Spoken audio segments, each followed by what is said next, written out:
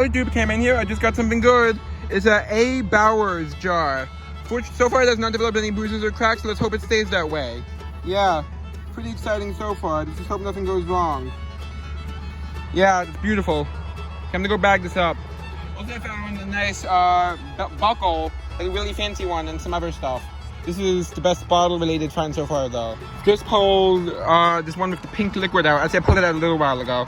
But then I just pulled this nice one out. It's a perfumer cologne, still has the broken off stopper in it. It's frozen in place though. Hello YouTube, Cameron here. I'm back with the review. Let's get started. Okay, first is this is the second one of these I've dug at the dumps. This is, as I mentioned in the past, the newest stuff in this dump is 1910s, but it goes all the way back to the 1890s. Yep, this one's probably like more on the 1910s end.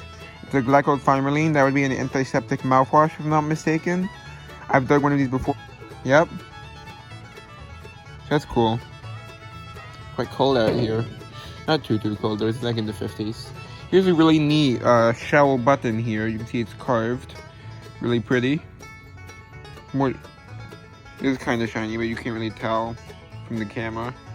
And I got a plain shell button right here, as you can see. Okay, then I got this, I assume it's celluloid. It's like an early form of plastic, so it has to be celluloid. A hairpin, unfortunately it's missing part of the backing, but the joint actually itself still works, so that's cool.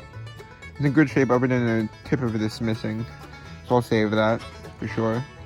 It's like a tortoise shell pattern, as you can see. It's called. This is the second one of these I've dug, and I probably will be able to clean off better. So what you do is I cut up copper wire and put it in and shake it around, and that helps get out of the grooves and stuff. So this will be much cleaner after I do that, which I will do. This is McKesson and Robbins. So interesting, I've discovered based on experience that the Owens mark for the glass company, the information on it is actually wrong. The reason I know that is this dump, the newest bottles of anything other than the Owens mark, according to the marks or other details I discovered, dates to 1910s. Yet the Owens mark is supposedly dates to 1919 and above, but I haven't found anything else from that late. 1919 to 1929 is supposedly when the Owens mark dates to, but I haven't found anything from that time period in the dump other than stuff that would, according to marks, dates to that time period, except for Owens. So, and also there's the fact that the amount of bubbles it has means most likely it's much older than that. Like it's earlier machine made than like 1919. Yeah, so that's cool. I'll see how it comes out after I clean it, and I'll keep whichever one of the two that I've found that's in better condition.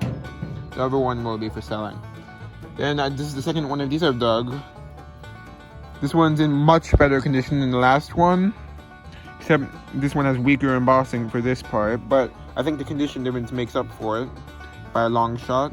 The other one is well, technically in equally good condition. The other one's badly stained. This is blown, by the way. Well, I think there might just be a twist mold, or I think it's called. You can see like the lines there, so it might be like they twist it when they pull it out of the mold. I don't know. So it says bottle remains the property of H.B. Kirk & Co. There's the mark. I'll show a bit more readable, a more seeable version of marks. You can see what it looks like from my other one. Now, interestingly, not only is this weaker embossing, but I think it's earlier, because this one, which is the stained up one I'm getting rid of, you can see the thing there. It's like 3 different faces. Like here, you can see twisted in, and for some reason it's not really seeable on this one. And then here it says U.S. Well, this one is a much weaker embossing, at least on this side. This one says U.S. Patent Office, and this one doesn't. So that's a different variation. I'm not going to keep both, so I have limited space. Then there's this A. Bowers. That would be, I couldn't find any antique ones of this design or another, but I did find some information from a company that's almost definitely the same company. Yeah, so that's pretty nice. That's probably my best bottle find. So I'll show the history now.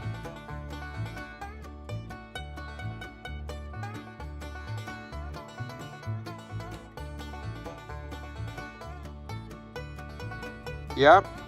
Let's keep going. I got 2 of these. I think this one might be in better condition than the one I already have. These 2 would add up to a total of 4 dug at this dump. They are all blown in a mold. F&M Schaefer, New York. It's kind of a common bottle, but still a pretty cool bottle. There's a nice beer barrel there. Yeah, so it's blown.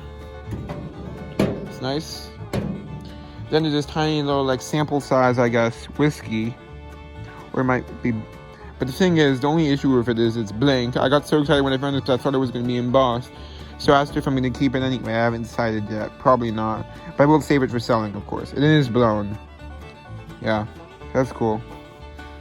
Kind of disappointing now that it's not embossed.